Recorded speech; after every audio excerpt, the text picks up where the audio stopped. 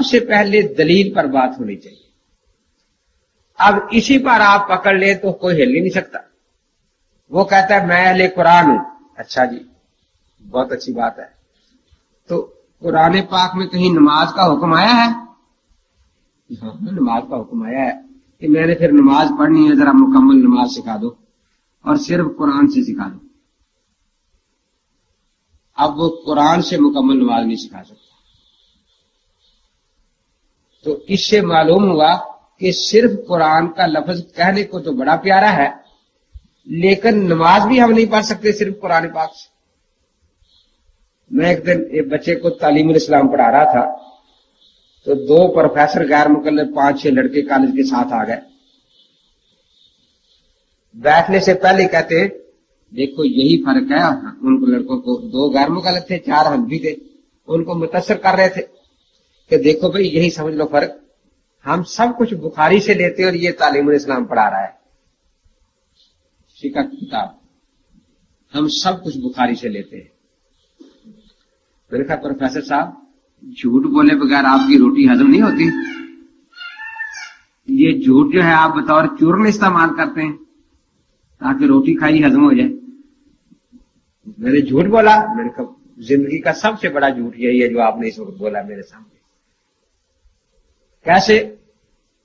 मैंने कहा बुखारी शरीफ में किताबुल अजान है कि जी हाँ, किताबुल अजान तो कई सफ़ों पर है लेकिन अजान उसमें नहीं है। आप निकाले जरा। मैंने तालीम इस्लाम सामने रख दी, देखो इसमें पूरी अजान लिखी है, 7 तर्जमे की, इकामत भी लिखी है। मैं निकाल के दिखाता हूं, मैंने बिस्मिल्लाह। वो जो प्रोफेसर थे उनको हमने अरबी बुखारी दे दी, तालिब इल्म फिर उर्दू रखी थी वो दे दी। मैंने कहा निकालो भाई।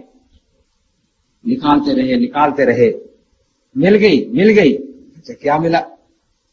कि अजान जो है यशफल अजान यूतर लिकामा, अजान डबल होनी चाहिए, इकामत अकारी होनी चाहिए। तो क्या मतलब? अजान कहनी है तो 2 दफा कहा जाए अजान अजान, और इकामत कहते 1 दफा कह दिया जाए इकामत। तो नहीं, कलमात को दोहरा करना। मैंने वो निकाले कहे हैं बुखारी में। तो वो सारी दुनिया को मालूम है। मैंने कहा दुनिया को फुक़हा ने बताए हैं, बुखारी ने नहीं बताए। मैंने कहा देखिए नमाज जनाजा तालीम इस्लाम में, मैंने कहा किताबुल ईदैन है ना बुखारी में? जी हाँ। मैंने कहा नमाज ईद का तरीका निकाल दे बुखारी से। किताबुल ईदैन है बुखारी शरीफ में, लेकिन ईद पढ़ने का तरीका बुखारी शरीफ में नहीं है। देखते रहे, कहते हाँ ये तो नहीं है। मैंने कहा किताबुल जनाज़ है बुखारी में? कि जी हाँ। मैंने कहा जनाजे का तरीका नहीं है, बाकी सब कुछ है इसमें कि जनाजा कैसे पढ़ना है। और ये तालीमुल इस्लाम में 3 सत्रों में जनाजे का तरीका लिखा है कि यूं पढ़ना है। तो हमें तो कोई झिझक नहीं है, हम तो कहते हैं ठीक, हम यहां से मसले लेते। मुझे कहता है अच्छा मैं निकालता हूं। मैंने निकालो। देखता रहा, वो नजाशी वाली हदीस आ गई कि हज़रत ने 4 तकबीरें कही जनाजे पर। मिल गया जी, जनाजा मिल गया। मैंने कहा क्या मिला? कि हज़रत ने जनाजे में 4 तकबीरें कही। तो मैंने उसकी तरफ मुंह करके 4 दफा कहा अल्लाह अकबर अल्लाह अकबर अल्लाह अकबर अल्लाह अकबर। मैंने कहा आपका जनाजा हो गया या नहीं? अभी कमी है, पूरा तो नहीं हुआ ना। तो मैंने कहा फिर जनाजा तो नहीं निकला ना। आखिर बड़ा झुंझलाया। मुझे कहता है इमाम बुखारी नमाज नहीं पढ़ते थे, ईद नहीं पढ़ते थे। उनका बुखारी सामने रखकर तो बिल्कुल नहीं पढ़ते थे, तो पक्की बात है। और अब कैसे पढ़ते थे? हमारे पास तो इसका जवाब है कि वो चूंकि इमाम शाफी के मुकल्लिद थे, फिक़ह शाफी से देखकर नमाज पढ़ते थे। फिक़ह शाफी से देखकर वो जनाजा पढ़ते थे, ईद पढ़ते थे।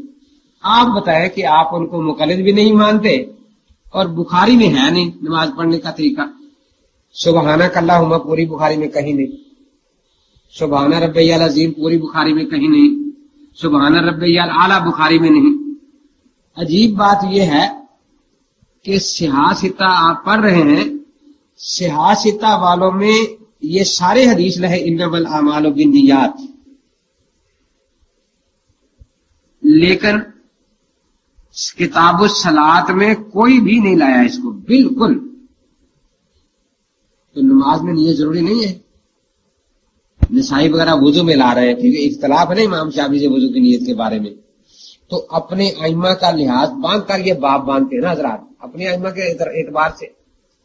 किताब सलात में पूरी सियासता में इन्नमल आमालु बिन्नियात नहीं है। ये दुरूद शरीफ जो हम नमाज में पढ़ते हैं बुखारी शरीफ में 11 जगह है, लेकिन किताब सलात में नहीं है। बल्कि कोई हदीस भी नहीं कि नमाज में दुरूद पढ़ना चाहिए, बुखारी शरीफ में कोई हदीस नहीं है। तो मैंने कहा इमाम बुखारी रहमतुल्लाह ताला अलैह तो मुकल्लिद थे इमाम शाफी रहमतुल्लाह अलैह के, वो उनके तरीके पर उनकी फिक़ह के मुताबिक नमाज पढ़ते थे।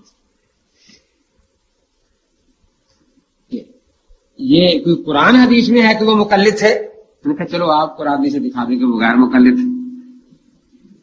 पता तो चलना चाहिए ना कि काना ला यज्तहिद व ला युकल्लिदु, कि ना इज्तिहाद की अहलियत रखते थे और ना तकलीद करते थे, गैर मुकल्लिद थे।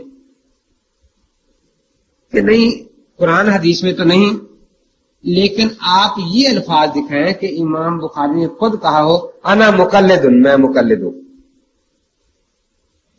मैंने कहा इसका मतलब है आप सिर्फ इकरार को मानते हैं, शहादत को नहीं मानते। नहीं बस ये दिखा दे कि उन्होंने कहा हो अना मुकल्लिदुन। मैंने कहा आप पहले ये दिखाएं कि बुखारी ने कहा हो अना मुस्लिमुन, मैं मुसलमान हूं। बुखारी ने कहा हो अना मुहद्दिसुन, मैं मुहद्दिस हूं। जब उनका मुस्लिम होना भी इकरार से नहीं शहादत से साबित है, जब उनका मुहद्दिस होना भी इकरार से नहीं शहादत से ही साबित है, तो आखिर ये मुकल्लिद के लिए शहादत क्यों काफी नहीं है? जिस दलील से उनका मुस्लिम होना साबित है, जिस दलील से उनका मुहद्दिस होना साबित है, उसी दलील से उनका मुकल्लिद होना भी साबित है। तबकात शाफिया में दूसरी जिल्द में पहला तर्जुमा इमाम बुखारी रहमतुल्लाह ताला अलैह का है। फिर मैंने कहा अगर आप यही असूल रखें माअज़ अल्लाह, तो आप कितने सहाबा को माने? आप दिखाएं अबू बकर सिद्दीक से कहा कि अना सहाबियुन, हजरत उमर से दिखाएं उन्होंने कहा कि अना सहाबियुन, उस्मान हजरत अली से दिखाएं, तो कितने सहाबा की आप सहाबियत साबित कर सकेंगे? और अगर इसी कानून को आगे बढ़ा लें तो फिर आप कहें कि ये भी दिखाना पड़ेगा कि जिस रावी को आप कज़्ज़ाब कहें वो किसी दूसरे के कहने से ना हो, वो खुद कहे अना कज़्ज़ाबुन, अना दज्जालुन, अना वज़्ज़ाउन, फिर माना जाएगा ना, वैसे तो नहीं माना जाएगा। जिसका उन बेचारों के पास कोई जवाब नहीं था।